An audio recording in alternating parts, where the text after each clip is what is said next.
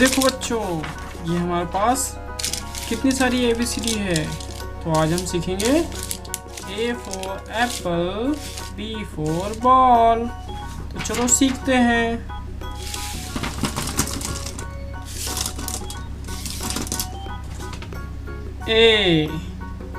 A for apple, B for banana, B for banana, C for cat, C for cat, D for doctor, D for doctor, E for egg, E for egg, F for fish, F for fish, G for garden, G for garden, H for house, H for house, I for ink, I for ink, J for jungle, J for jungle,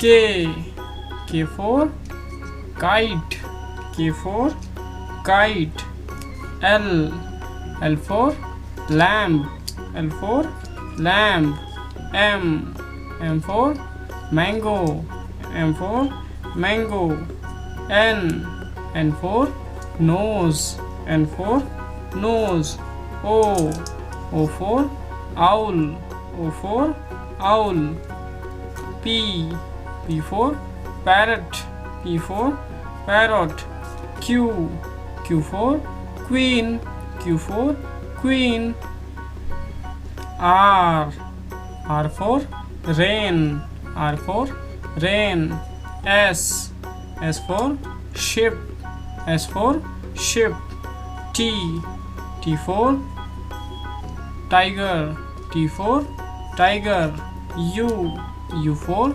umbrella, U for umbrella, V for violin, V for violin, W for wolf, W for wolf, X for Xmas, X for Xmas, Y for yacht, Y for yacht, Z for zoo, Z for zoo।